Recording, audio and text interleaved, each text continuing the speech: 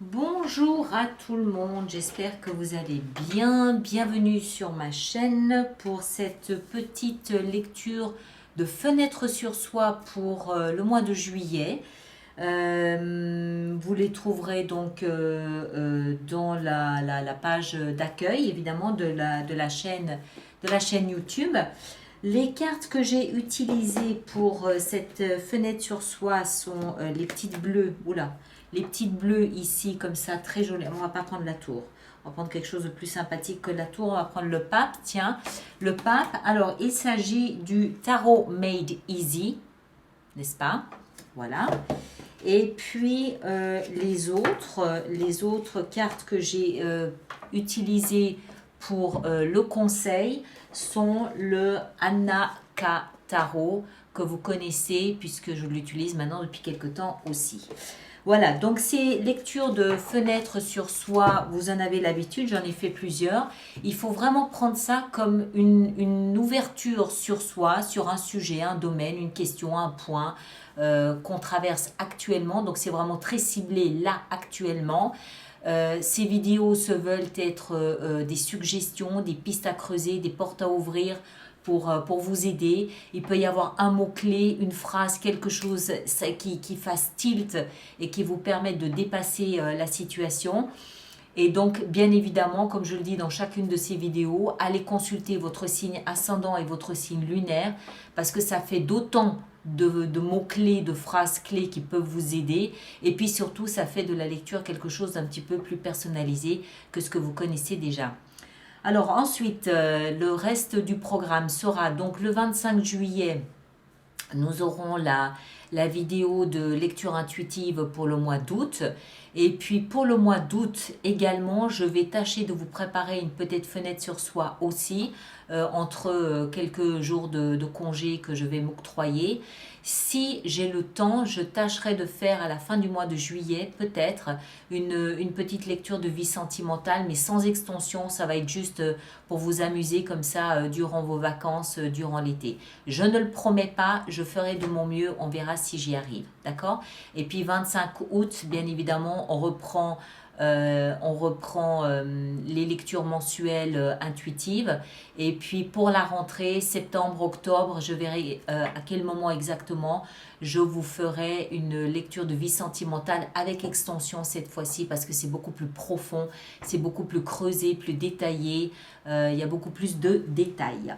Voilà, je crois que j'ai tout dit. Merci de vous abonner, merci de cocher la petite cloche que vous avez à côté de l'abonnement, ce qui vous permet d'être notifié chaque fois qu'une vidéo sort. Merci de laisser vos commentaires, de partager, de liker, bien évidemment, c'est important pour moi. Et puis voilà, passez également un excellent mois de juillet, un très bel été et à très bientôt à vous tous. Merci beaucoup, à bientôt.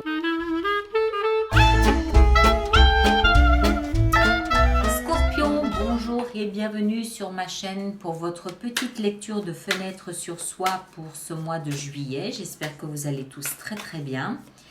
Alors un petit rappel de base, les lectures de fenêtre sur soi se veulent être une invitation à ouvrir une fenêtre à l'intérieur de soi pour aller observer la question du moment, la préoccupation de l'instant, un domaine, un sujet, un thème qui pourrait vous préoccuper là à l'heure actuelle. D'accord?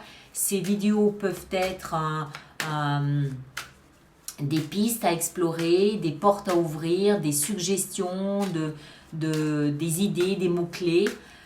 Et de ce fait, je vous conseille d'aller regarder votre signe ascendant et votre signe lunaire.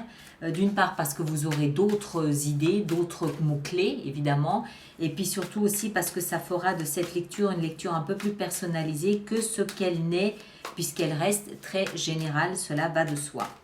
D'accord? Alors, on va voir pour vous, amis Scorpions, quel est le thème du moment, le sujet, la préoccupation actuelle pour vous. Au cœur de votre lecture, on a, et on reste bien droit, voilà.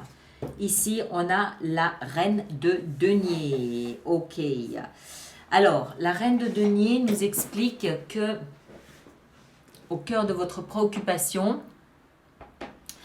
il y a probablement votre état d'être, votre santé, votre confort, votre bien-être ou celui de personnes qui vous sont chères. Si vous avez par exemple des enfants, vous pouvez peut-être en ce moment être préoccupé par le confort, le bien-être d'un de vos enfants en particulier. C'est possible.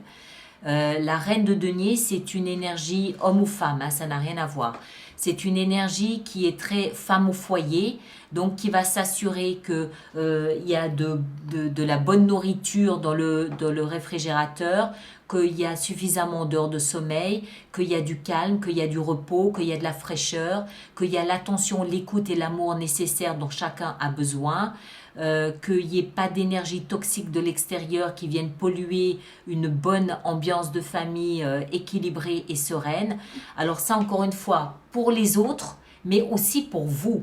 Si vous vous êtes senti peut-être très fatigué ou déséquilibré ces dernières semaines, ça peut nous indiquer qu'au cœur de votre lecture, vous avez à cœur de prendre soin de vous en ce moment, de vous bichonner, de vous nourrir, de vraiment de vous placer en tête de liste de vos priorités, de vous placer vraiment la priorité du moment. Moi, mon bien-être, mon confort, mon hygiène de vie et encore moi et encore moi. D'accord? Ça peut vouloir nous indiquer ça. L'énergie suivante ici, la position suivante ici, c'est le socle sur lequel vous vous appuyez pour dépasser cette période. Et on a la 7 d'épée. Alors, je pense, dans la mesure où c'est dans votre socle, dans ce sur quoi vous vous appuyez, je pense qu'il y a ici l'indication que vous faites les choses discrètement. Si vous n'êtes pas très bien, ou si vous vous occupez de quelqu'un qui n'est pas très bien, cette démarche se fait de manière très discrète. Vous n'en parlez pas beaucoup, vous ne dites rien à personne. Si on vous interroge, on vous questionne, vous allez peut-être essayer de contourner la question ou voilà, de couper court à ce type de questions. Vous faites les choses discrètement, vous ne faites pas de bruit, vous ne faites pas de tapage. Vous essayez d'être particulièrement discret et discrète en ce moment. Pourquoi? Je ne sais pas, il y a probablement une raison, mais moi je pense que c'est lié au fait que vous prenez soin de vous, vous n'avez peut-être pas envie d'alerter votre entourage, de faire peur à quelqu'un qui pourrait comprendre que voilà, vous n'allez pas bien ou vous êtes fatigué, épuisé, donc vous essayez d'être le plus discret, la plus discrète possible. Il y a une raison, laquelle ici, c'est votre mental, ce qui se passe dans votre état d'esprit. Et là, on a la 6 d'épée. Ah oui, d'accord, je commence à comprendre. Alors, dans votre mental, ici, 6 d'épée nous explique que vous êtes en train de vous échapper. Vous êtes en train de vous évader d'une situation. Alors, ça peut être réellement, où vous êtes en train de préparer une fuite, d'une certaine façon, un échappatoire, c'est possible. Hein, donc, réellement, vous êtes en train de programmer un déménagement, un voyage, voilà, vous quittez une région, vous allez ailleurs, d'où le besoin peut-être de vous reposer, c'est possible. Et si ça n'est pas réellement, c'est tout au moins symboliquement, où vous ressentez ce besoin de vous échapper d'une situation peut-être qui vous étouffe, d'une situation qui peut être dramatique, qui peut être chaotique, qui peut être pleine de conflits, et vous essayez d'être le plus discret, la plus discrète possible, pour essayer de recharger vos batteries, vous montrez pas trop que vous n'en pouvez plus de la situation, qu'elle vous épuise, vous essayez vraiment d'être le plus discret possible pour ça. Maintenant, si vous préparez un vrai déménagement, alors là, effectivement, vous le faites en catimini, vous le faites discrètement, vous avez vos raisons, on n'est pas là pour juger. Mais voilà, dans votre tête, il y a cette volonté de partir vers quelque chose de plus calme, de plus serein, de plus posé, que ce soit effectivement ou symboliquement, vous avez besoin d'un échappatoire, d'où ce focus sur mon bien-être, mon confort, ma santé, moi et moi d'abord. Le passé, ce qui vous a propulsé là dans cette énergie, on a la reine de bâton. Alors, la reine de bâton, ça peut être un personnage. Ça peut être un personnage d'un signe de feu. Je pense que si c'est un personnage, c'est une femme, pas un homme. D'habitude, je peux vous dire que c'est une énergie homme ou femme, mais je ne pense pas. Si c'est un personnage, c'est une femme d'un signe de feu, lion, bélier ou sagittaire, quelqu'un de très... quelqu'un qui se met en avant. Déjà par son physique, c'est quelqu'un de très agréable à regarder. C'est quelqu'un qui sait se mettre en valeur physiquement. C'est quelqu'un qui sait comment se rendre attractive, comment attirer les regards sur elle. C'est quelqu'un qui joue de son charme. C'est une séductrice. C'est quelqu'un qui sait comment fédérer autour d'elle, surtout les regards de ses admirateurs. D'accord?